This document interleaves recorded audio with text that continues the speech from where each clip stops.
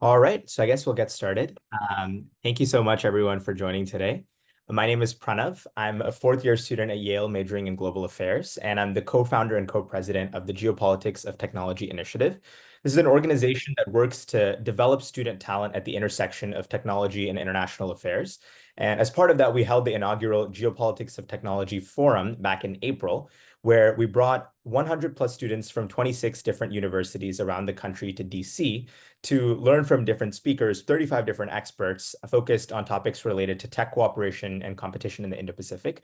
This is the first such undergraduate conference focused on these kinds of topics. So this is a great milestone for us. And beyond that, we've also published a report on Chinese technological influence in the Indo-Pacific region, and we've briefed our findings to the State Department.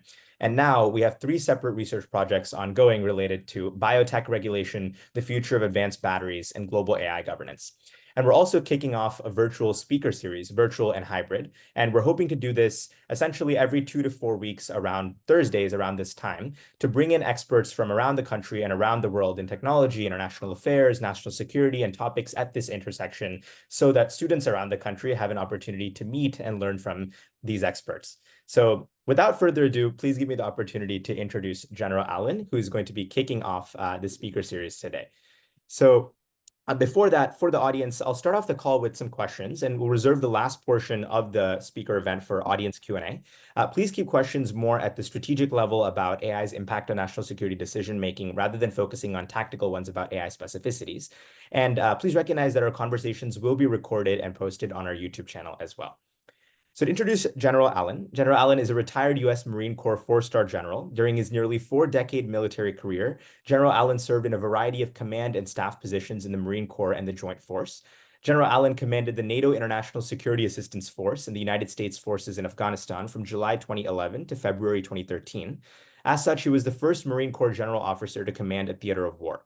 Immediately following his retirement from the military, General Allen served as the senior advisor to the Secretary of Defense on Middle East security. And in that role, he led the security dialogue with Israel and the Palestinian Authority for 15 months within the Middle East peace process. At the request of President Obama, General Allen subsequently served as Special Presidential Envoy to the Global Coalition to Counter ISIL, growing the international coalition to 65 members in the face of the onslaught of the so-called Islamic State. General Allen is now a strategic advisor to Microsoft, a senior fellow at the Johns Hopkins University Applied Physics Laboratory, and a fellow of the American Academy of Arts and Sciences. He's a permanent member of the Council on Foreign Relations. He was appointed by President Biden to be a member of the Naval Academy's Board of Visitors, and he was president of the Brookings Institution from 2017 to 2022.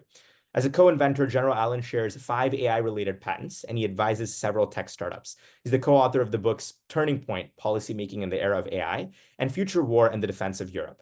He's received multiple US awards and decorations and those of 10 other countries. And this summer, I had the opportunity to learn from him so much through the Institute for the Study of War's War Studies program. And it was truly an amazing experience. And General Allen is just such an amazing person. So, sir, thank you so much for joining us. It's wonderful to be with you, Pranav. It was a great session this summer. You were a very important contributor to it. We all benefited from your insights and the questions that you asked, and I look forward to today. Thank you so much, sir. We can kick it off with a couple of your opening remarks, and then after that, we can head over to a couple of questions. Does that sound good? Sure. Awesome. I just returned from the GeoTech Summit and the annual Global Security Forum in Prague. And that entire summit was oriented around the evolution of technology in the 21st century. And this technology, in whatever form it takes, whether it's AI or synthetic biology, or high-powered and high-performance computing that is trending gradually towards quantum computing, enhanced power systems, all of these technological trends are going to change the geopolitical and geostrategic relationships of the 21st century. It's hard to overstate just how important technology will be and the evolution of technology will be in this century, not just to the United States, but to our allies in Europe and our allies in East Asia, but also in the context of the potential for both competition with potential competitors or enemies, but also collaboration with our allies and potentially collaboration with our competitors as well. Frankly, we have a lot that we can share together between China and the United States on technology. I think that there is much that we can do to leverage relationships going forward in the 21st century on technology with China. The question really for me is not whether we have the capacity to collaborate or cooperate. The question for me is whether we have the policy courage to step forward into that kind of a relationship. The other great relationship I think that the United States ought to be seeking to leverage is that with India. When I was the president of the Brookings Institution, we talked about relationships. We said that the U.S.-China relationship will be the great consequential relationship of the 21st century, and I don't think there's any question in that. But we also said that the indispensable relationship for the United States will be that with India. And the essential relationship for the United States will be that with our NATO and European partners. So there's an awful lot that can occur in this century, and much of that will be defined by and influenced by technology. And not just the change in technology, but the rate of change of technology, which is truly breathtaking at this particular moment. So there's much to talk about today. There's much to talk about on this subject. And I've tried to position myself coming out of the military, coming out of my service as a diplomat, at the intersection of geopolitics and technology, because I think if you're there and you truly understand one and the trajectory of the other, you can be quite helpful as we move forward in the 21st century. So with that, let me turn it back over to you, Pranav, and we can have some questions. For sure, for sure. Thank you so much, sir. So I guess to kick the questions off, you've talked extensively about hyperwar in the past, sir. You mentioned it at the War Studies program, and I've read it as part of your book as well. And so I'm curious if you could tell us a little bit more about what that concept means and the role that you believe AI may play in bringing us towards a future like that. Sure. Hyperwar is a term that we have coined that in essence, it defines a technological extreme, if you will, where warfighting in many respects will be dominated by algorithms. Now, we're not there yet. In fact, there's quite a long way to go. But the truth is, of course, that in conflict and war, one of the principal resources for either side is time. And the more you're able to use time to your advantage, the more you're able to place your opponent on the horns of a dilemma. And what artificial intelligence does, what big data analytics does, what high-powered computing does, is it gives you the capacity to move more quickly than your opponent at various levels in your warfighting capabilities. And whether that is in decision-making, or the analysis of intelligence, or the acquisition of targets, the more quickly you can move through what we call the OODA loop, which is a paradigm of thinking about warfare, which the OODA, OODA loop, stands for observe, orient, decide, and act. And it acts in a circle, and it's actually a spiral, spiraling up or spiraling down. The more quickly, and this is throughout history, the more quickly a commander is able to move through that paradigm, the more quickly that commander can place the enemy at a disadvantage. You want the enemy always to react to you. You always want to have the initiative over the enemy. So the ability to move faster than the enemy in as many of the characteristics of warfare as you can gives you a decided advantage. Now, let me just give you a quick example of this from our recent history.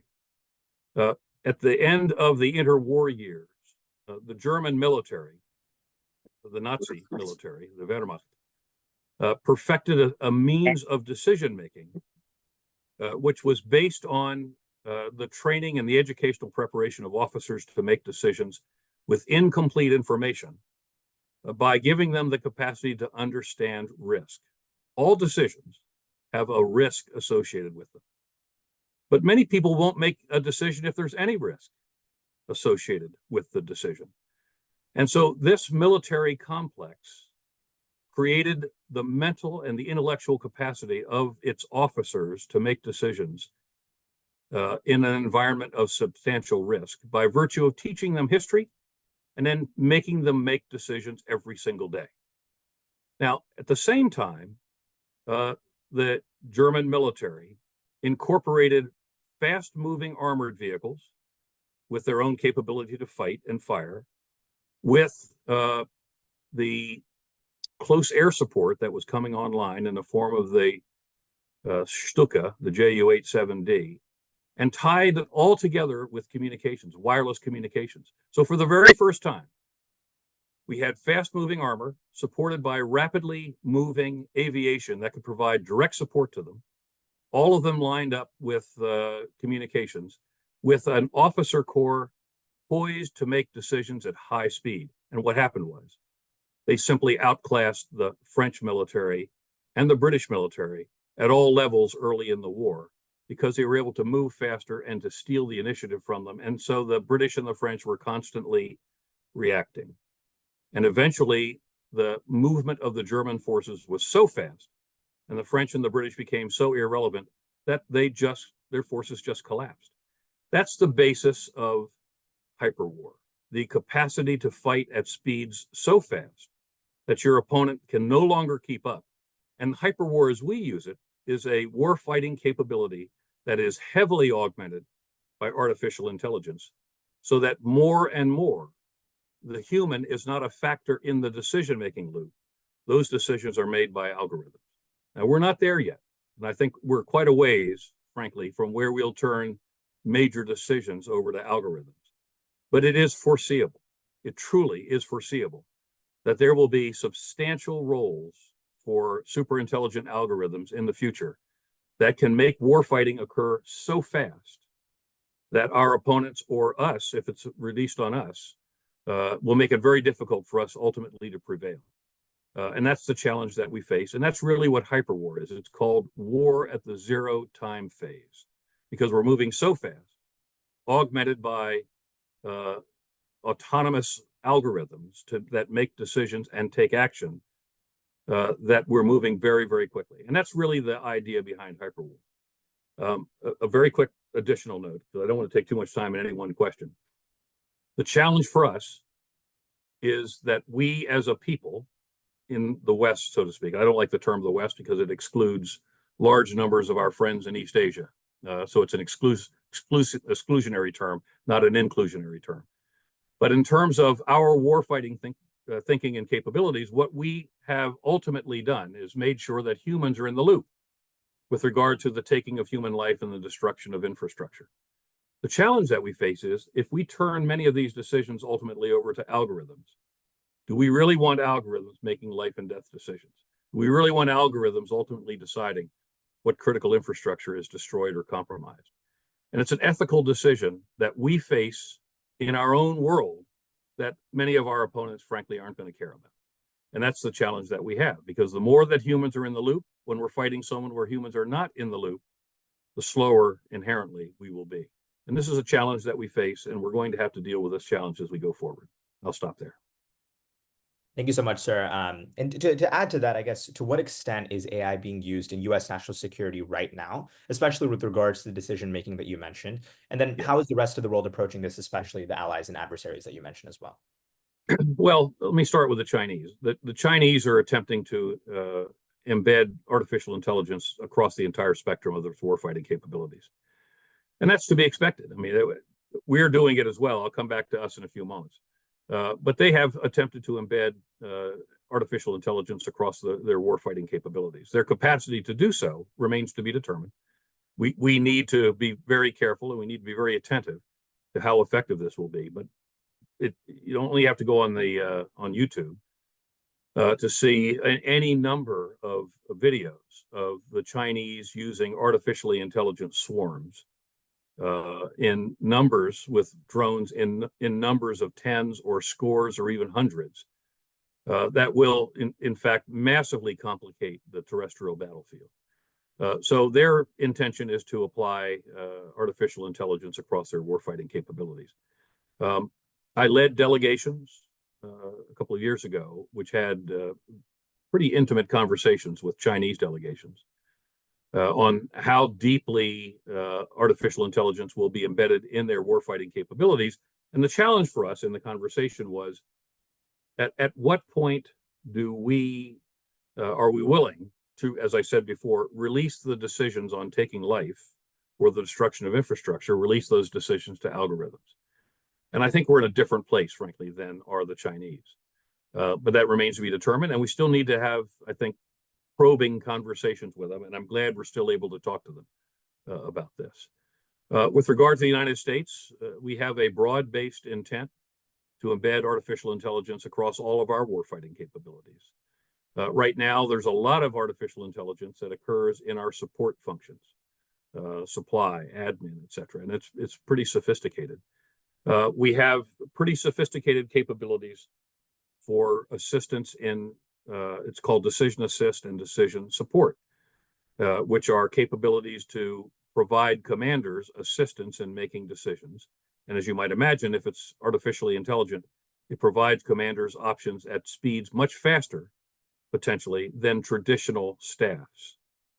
We also are using artificial intelligence for intelligence analysis, intelligence distillation, and intelligence dissemination.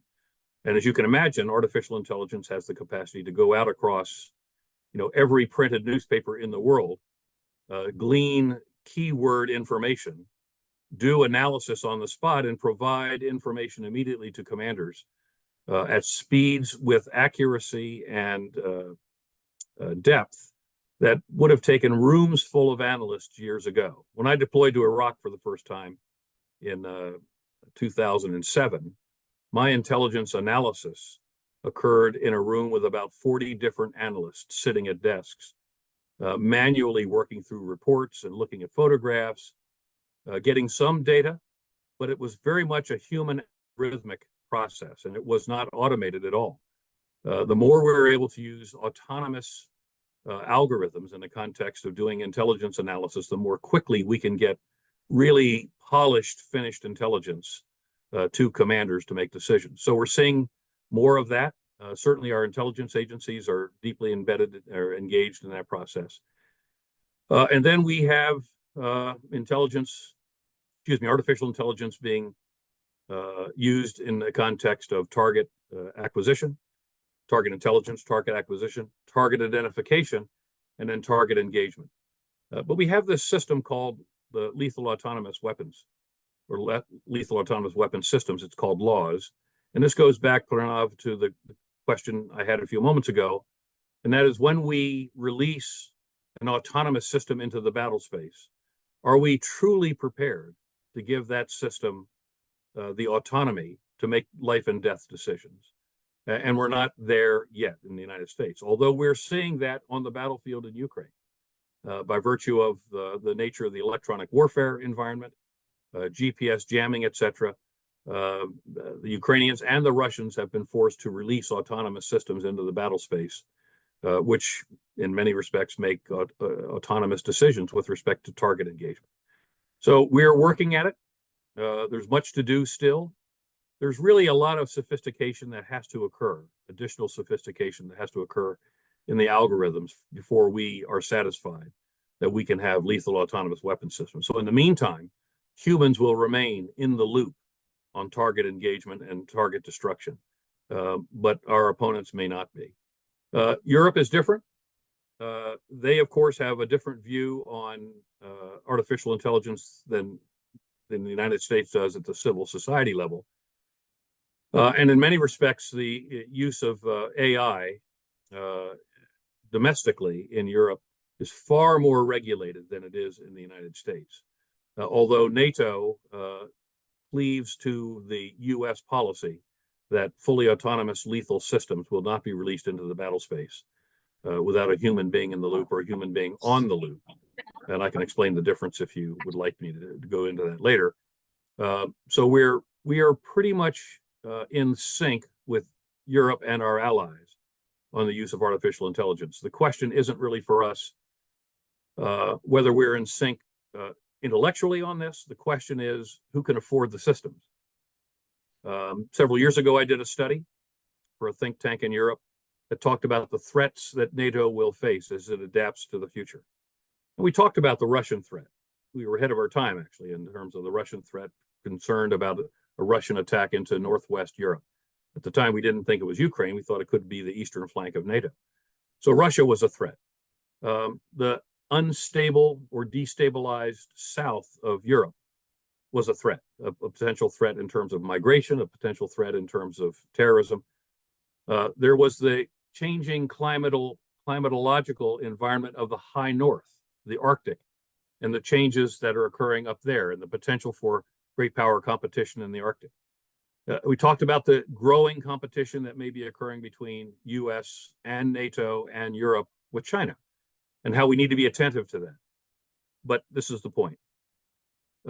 My concern in this study was, while we have these threats, and I think we can answer these threats, there is a growing gap between the United States technologically in our capacity to integrate advanced and advancing technologies and artificial intelligence into our warfighting as compared to our European allies.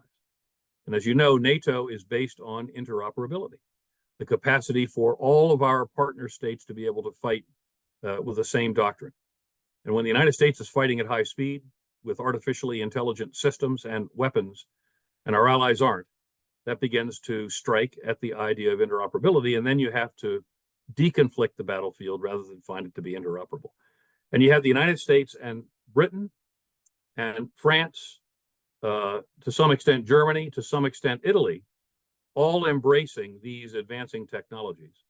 And then you've got a gap in the countries who actually can afford it or can actually embed it into their systems. And many of these countries are using pretty old platforms where new technologies can't be integrated. So these are challenges that we face. And the question becomes, threat isn't just an enemy. Threat can be the distinction in technological capabilities between and among our allies and us, frankly. Absolutely, absolutely. And addressing those specific threats and improving capabilities within these governments, you've been a member of the Tech and National Security Advisory Council at Microsoft right now. And so I'm curious how you assess the current role of the private sector in enabling national security decision makers to leverage AI, both in the US and these other nations. Yeah, that's a really important question. When atomic and ultimately nuclear warfare became predominant in our thinking with respect to the future and future warfighting, all of that technology was in the hands of the government. For all intents and purposes, for those of you who saw Oppenheimer, you saw that all of that research and technology, while it was performed by civilian scientists, occurred within the bubble of US governmental control, as had other certain technologies. But many of the most advanced technologies which can be applied to warfighting today does not occur, frankly, and is not developed by governments. It's developed in the private sector. As you said properly, I'm part of Microsoft in the context of how we think about technology and national security. And a company that can put $50 to $70 billion a year into R&D, just one company, and Google is putting money into R&D, Meta is putting money into R&D, Apple, Amazon, these gigantic tech companies that can put tens of billions of dollars into R&D, when the United States government can only put single digit numbers of billions into R&D. Pretty quickly, what you find are the most significant technologies that have the capacity to be relevant on the battlefield are not in the hands of governments. It's in the hands of the private sector. That, I think, is interesting. We should all be attentive to that. I will tell you that Microsoft has worked very, very hard with the US federal government to ensure that we are in sync with all of the guardrails that our society would like to have in place to protect us from this technology. And in fact, Microsoft is leading in many respects this process. It was a major contributor to the AI executive order that was issued properly and promptly by President Biden recently, which is a big breakthrough, frankly, for us in the public and the private sector. So that's very important. The thing that worries me, and I think worries much of the private sector and much of the public sector, our defense, is the future of synthetic biology. You know, I think the two great influences of the 21st century will be artificial intelligence and the family of capabilities around it. So high-powered computing, the capacity for power generation, big data analytics, potentially quantum computing. All of that will have a major influence in the context of artificial intelligence. But synthetic biology, the capacity for gene editing to occur in conjunction with large language models that are becoming more powerful by the moment, so that the large language models actually walk you through the process of gene editing, creates the capacity for us to be deeply concerned about the ability to produce in a basement, if you will, extremely lethal pathogens and toxins that we have never seen before. And there's a lot of concern about that going forward. And I think it's very important for the private sector and the public sector to come together more frequently to discuss what essential guardrails have to be in place to protect us all from this technology. With regard to the weapon systems themselves and military capabilities, I think we really need to bring the private sector in closer to the military, so that as the military considers its requirements for weapon systems and military capabilities, the private sector appears earlier in that conversation than later, so that the private sector, who's working these issues every single day in terms of technological development, can bring that kind of information and that kind of awareness to the table as the military considers what technologies and technological developments it would like to bring to bear into our military system. Today, we're too far apart, and that's a strategic vulnerability. But I really believe that this administration, and this is not an advertisement for the Biden administration, but this administration, and frankly, some of the Trump administration time, worked harder to decrease the space between the government and the private sector, and we're seeing that decrease more and more because it simply has to. There is no separation in China between the military and the private sector. There's really no such thing as the private sector in many respects. It might look like it, but there really is no separation in the context of what the Chinese private sector can do to enhance the military capabilities of the People's Liberation Army. We, on the other hand, have got really distinct differences and barriers, and we need to think very hard about how we reduce those. For sure, for sure. And then on the side of the serious concerns that have been raised in terms of AI's use in national security decision making, for instance, regarding explainability, the validity of AI generated outputs, do you think it's possible for the US to approach AI integration in national security decision making in a way that limits those kinds of risks while also strengthening our ability to act quickly and effectively at the same time? Well, it's at the heart of our thinking about it. Right. That's such an important question. I had an opportunity to speak with a CEO of a very prominent AI company recently.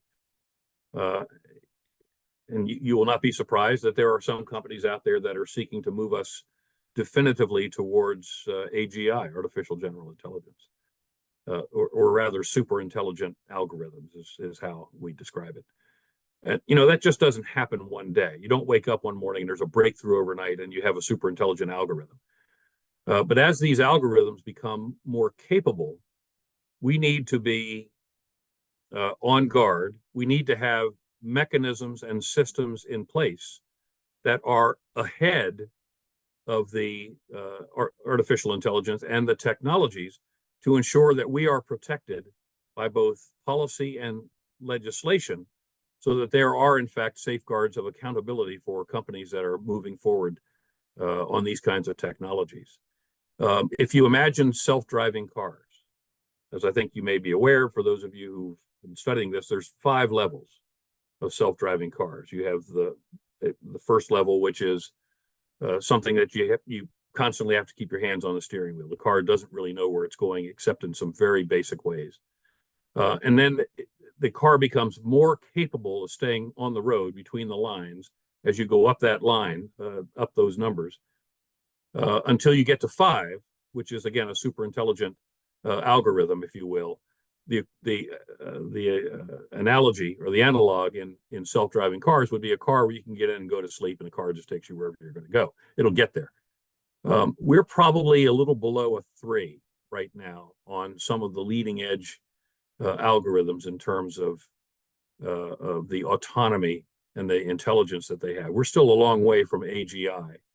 But as we move there, it's inherent with the private and the public sector to be thinking about the kinds of safeguards and guardrails that have to be put in place to protect us from these technologies. Not because companies will do the wrong thing with them, at least American companies or European companies or Korea, Japan, Taiwan, others, but there are lots of unscrupulous entities that are out there, unscrupulous individuals, transnational criminals, and then our opponents and our enemies who will be very happy to use these technologies to the maximum and the fullest extent to put us at a disadvantage. And imagine a pathogen and a toxin that is so powerful that, as opposed to the COVID vaccine, which took us, some tens of months to develop, the equivalent vaccine for one of these artificially designed synthetic entities. Imagine that it's much more lethal, much more instantly killing, and it will take maybe years to have the vaccine because this is such a lethal combination. That's the thing we need to be worried about. And for a long, long time, policy lagged technology by a number of years. We can't afford that anymore. Technology has to be abreast of or ahead of the potential technological breakthroughs. And again, Microsoft, because I know it, not because it's an advertisement, Microsoft is pairing with many of the most advanced of the companies that are doing this kind of work in an active conversation with those companies and with the government on ensuring that we have policy initiatives that can put the guardrails in place to protect us. It's really a matter of protecting us. For those of you who have not read the book, and I really recommend it to you, it's called The Coming Wave by Mustafa Suleyman, where he talks about the containment of technologies for the good of all humankind. Please read that book because it really encapsulates the challenges we face with highly intelligent artificial intelligence and synthetic biology going forward. Absolutely. And with respect to those challenges, as a follow-up, do you think that significant AI integration in national security decision-making could potentially raise conflict escalation risks in certain areas? Yeah, that's a question that we hear all the time. And the answer is it can.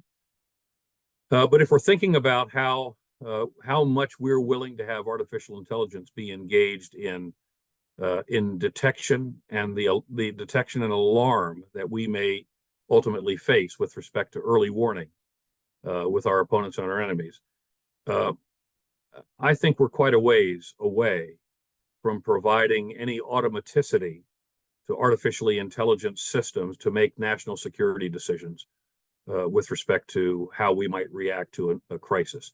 We may find that artificial intelligence will give us plenty of early warning so that the humans in the loop will have the time to make the decisions, a considered decision.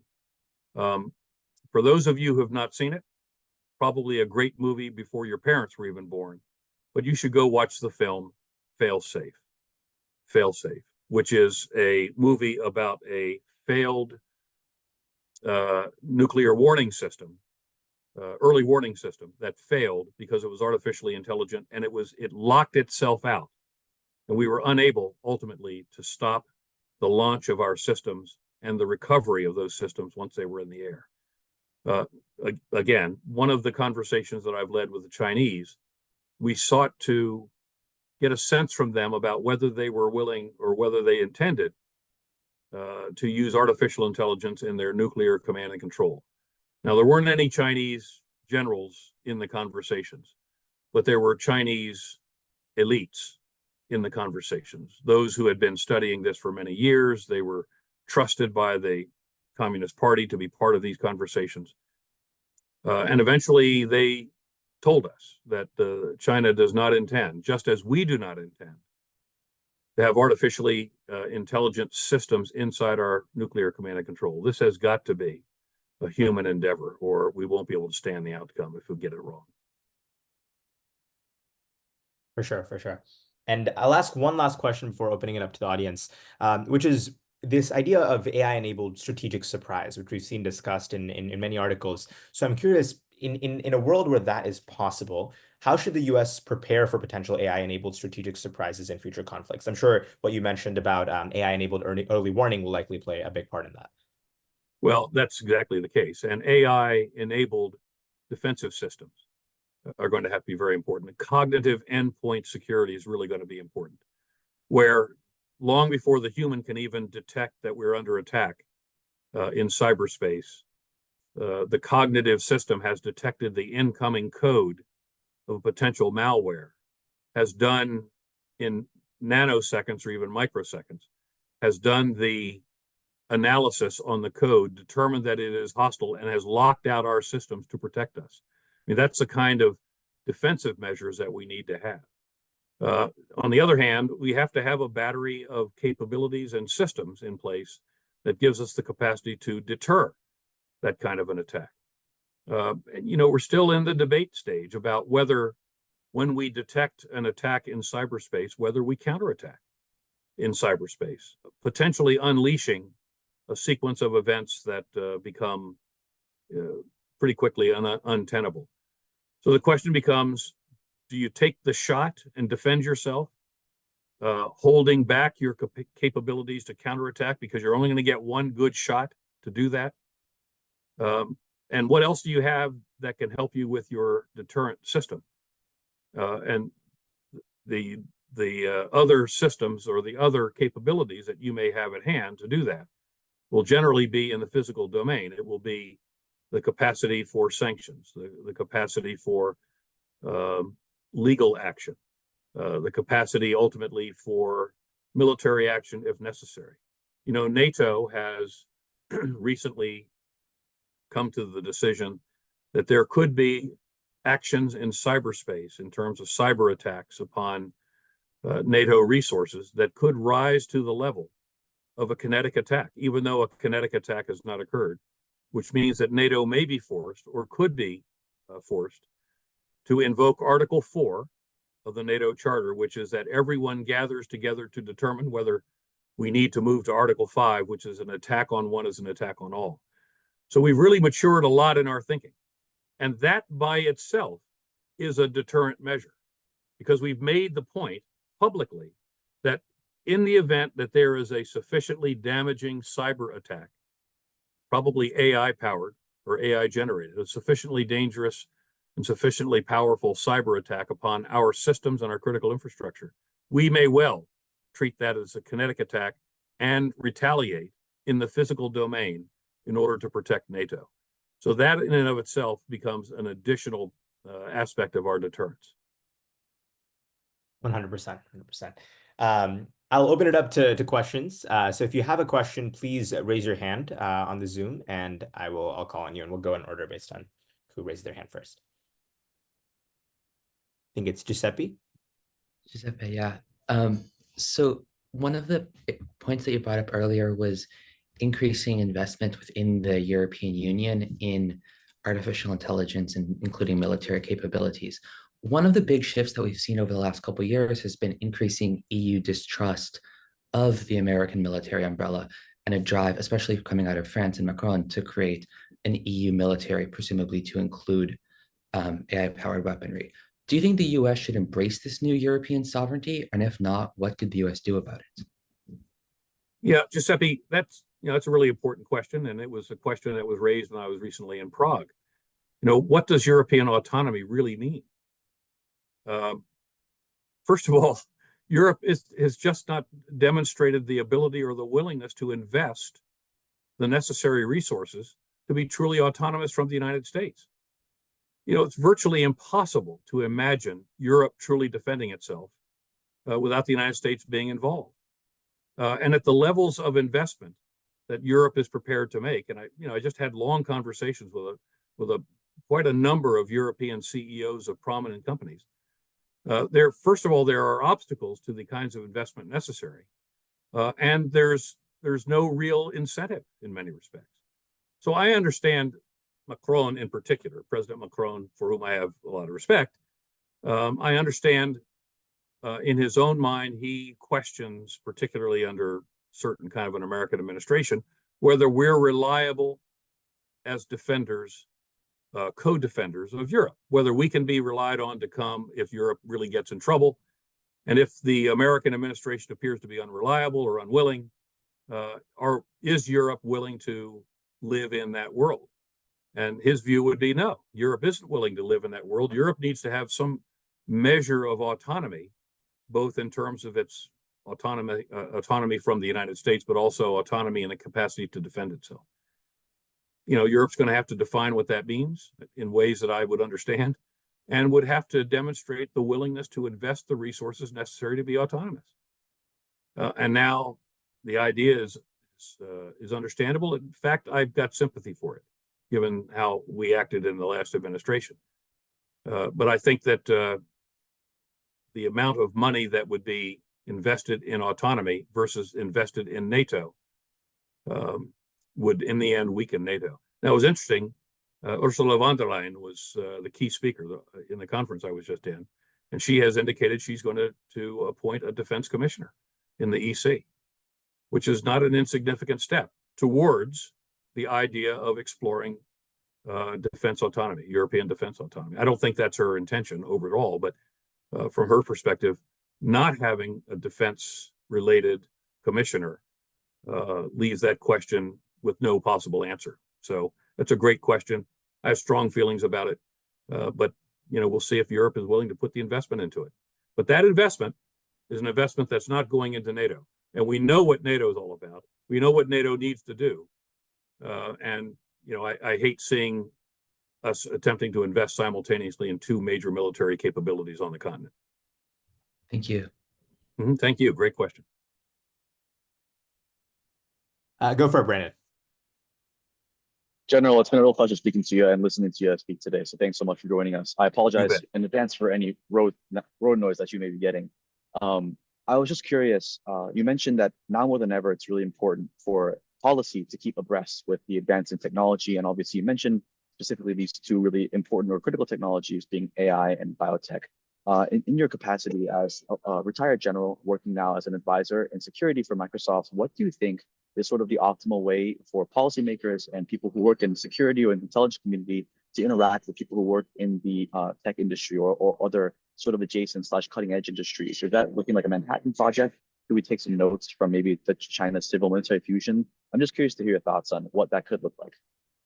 Well, at the most macro level, we have to do better at bringing the private and the public sector together to have the conversations that can anticipate the march of technology, so that we're not considering the guardrails that are necessary to protect us from the undisciplined development of these technologies after the technology has been developed.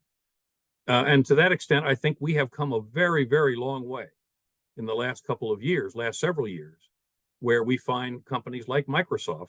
First of all, Microsoft is having a really substantial internal conversation about this. And I watched this conversation and I think, I was in the office of the Secretary of Defense for years. And I would have to say that the kind of conversation that routinely is occurring on these matters inside Microsoft is at least as high a quality, if not higher, than within the private sector. And so that's just one company. And I know there are other companies having the same kinds of conversations. We just need to do all we can moving forward so that the private and the public sector at all levels are partners in this process. Because if it isn't, we get out of whack. The public sector may not have any idea what the private sector is doing. The private sector is not in active conversation with the public sector with regard to policy or legislation. And then we find that policy has really begun to lag the advance in technology. Here are a couple examples. You recall in the summer of 23, seven major tech company leaders were in the Oval Office with the President of the United States to voluntarily sign a commitment on responsible AI. It was a very powerful moment. Here we had, again, Microsoft was a prominent player. Other companies were there as well, all of them important to this process, setting the example of how the private and the public sector can work together. At last year's Munich Security Conference, was deployed something called the Munich Declaration. And I was sitting at dinner with the Microsoft delegation as we were taking phone calls from tech companies to sign the declaration that would be deployed. And this declaration was, was a commitment of major tech companies to not attack, I don't want to use a word like that, to go after the potential for the debilitating effects of deep fakes and artificially intelligent disinformation to influence democratic processes in the world. This is the year of democracy. About a third of the planet's population is voting this year in democratic processes. And these major companies came together to declare their unified and individual commitment to go after deep fakes and institutionalized, if you will, or privatized disinformation. This is an example of how responsible development of technology in conjunction with the public sector can have a very powerful effect in protecting us. But sadly, it's ad hoc. You know, we have not systematized the kinds of relationships that we need. These voluntary efforts on behalf of our big tech companies to do this on their own and do it in conjunction with the government. You know, I'd love to say that we all come together every quarter to decide what more we can do, but that's not what's happening. It's the voluntary leadership of the private sector with the public sector that's making it happen. We've got to do better in that regard. Are there any other questions? I think we will have time for maybe one more. Brandon, thank you. That was a great question. Thank you very much. Thank you so much, Brandon. Did you have a follow-on, Brandon? I did, but I was just going to wait to see if no one else, but yeah. Go for it. Brandon, go for it. Thank you. Yeah, you mentioned, obviously, you just gave me some great examples, especially with our European partners and tech companies. I'm curious, based off of your discussions with Chinese elites and CCP or in the government over there, what do you think the sort of climate or attitude is towards convening with the United States, which China sort of widely considers its greatest, competitor in terms of AI development, for developing sort of anti-proliferation laws or some sort of convention which would, put a limiter on terms of what sort of things AI can be used for. I'm just curious, in your sort of personal experience, what you sort of gleaned from in your conversations. Yeah, I just got invitations today to more delegations. I've been out of the game for a little bit with the Chinese. Let me just give you an example. I led a delegation several years ago during COVID, where we were exploring the ability of the United States and China to come together for joint research on COVID. You know, the Chinese, of course, it originated there, but the Chinese did some very powerful work on the initial analysis of the genetics of the disease. And before we were told to stop the conversation, it was very interesting. I did the introductory remarks as a delegation leader, and my next speaker, the U.S. speaker, was Tony Fauci. My Chinese counterpart, I didn't know him personally, but he had a very strong reputation.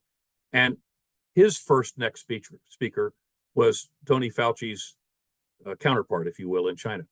Now, what was interesting to me, Brandon, was before we kicked off the event, everybody was online like this. We were looking at a screen with lots of faces on it. And the thing that was amazing to me was the friendliness of the Americans and the Chinese. They actually knew each other for decades. Some of them had gone to school together. Some of them had done research together. And there was a sense of a willingness to find ways to cooperate and collaborate that transcended the potential political competition that was keeping us apart. Because they inherently understood this was about all of us, not about some of us. And my hope is, the difference between then and now is that Xi Jinping, has accumulated power along the lines that we've not seen since Mao Zedong, even exceeding Deng Xiaoping. And moving from a collective leadership style that has been characteristic of the Chinese for many, many decades, and in some respects made them predictable, but made them also very deliberate. And we may not have seen eye to eye on a lot of things, but the Chinese capacity to make decisions was deliberate in the sense that we knew we could talk.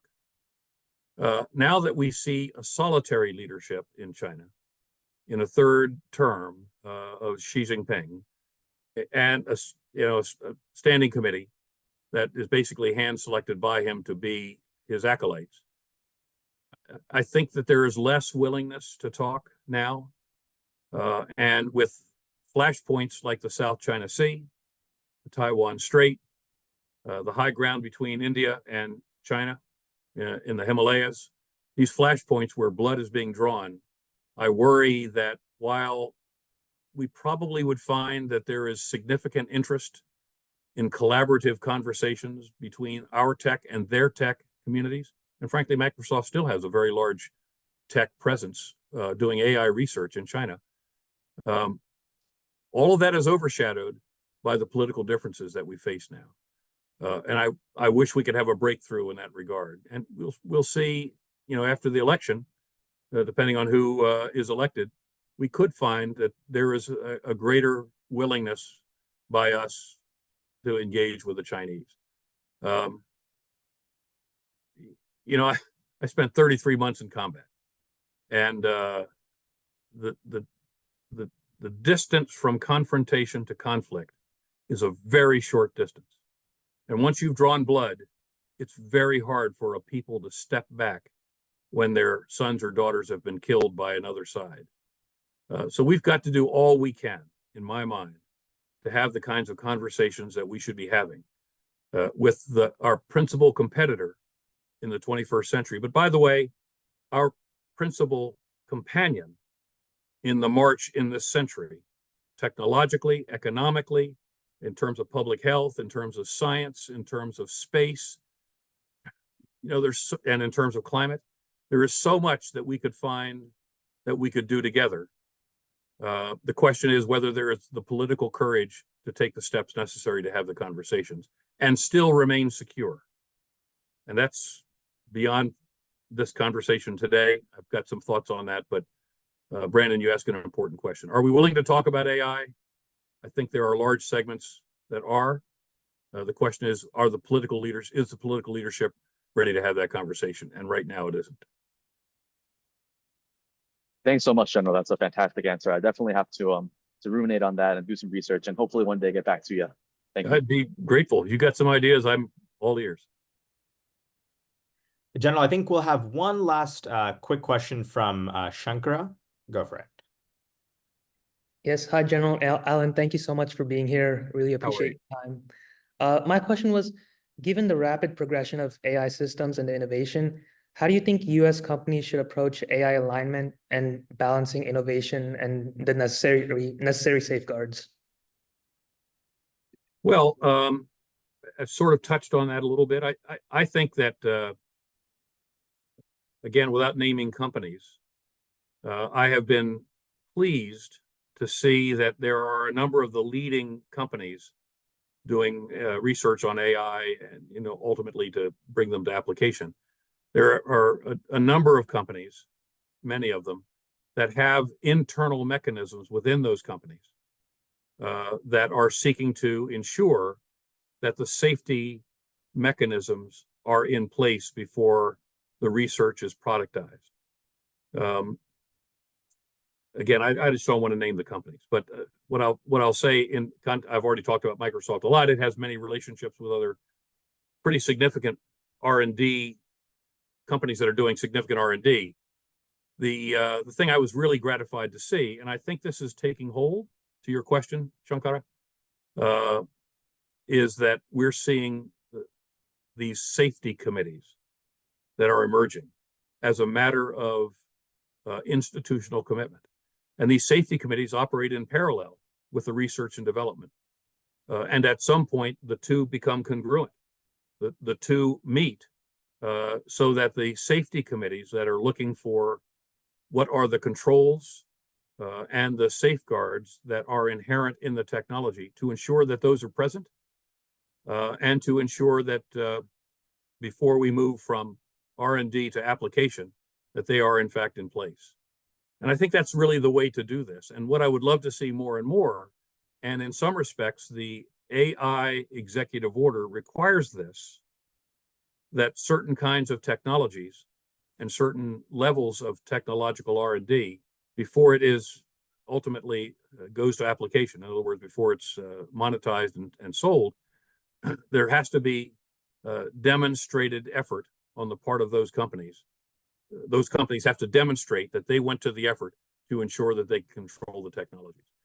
It should be, Brad Smith at Microsoft would say, you can't, these kinds of technologies, you can't deploy a new technology without going through a licensing process.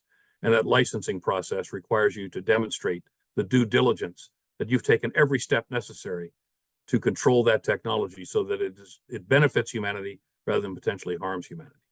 Your question is probably at the very heart of the challenge that we face going forward in the 21st century, as these technologies spin more quickly every day in terms of advances, and companies are in the race to bring them to market. Companies are they making the due diligence necessary to protect us from these technologies? Again, going back to Mustafa Suleiman, I can't recommend his book more strongly, The Coming Wave. He uses the term containment. What are we doing to contain the negative effects of these technologies, knowing that you can never truly contain them? But if we're not making the effort to contain these technologies in the context of what negative effects they can have, then we're in trouble. And the trouble comes from the intersection of these advanced artificially intelligent capabilities with the capacity for synthetic biology and the gene editing that could produce something that none of us can stand. Sir, thank you so much for your time. This has been amazing. It's so great to start off our virtual and hybrid speaker series with you, and these insights were so amazing for us. You'll never get another person come to one of these things after this.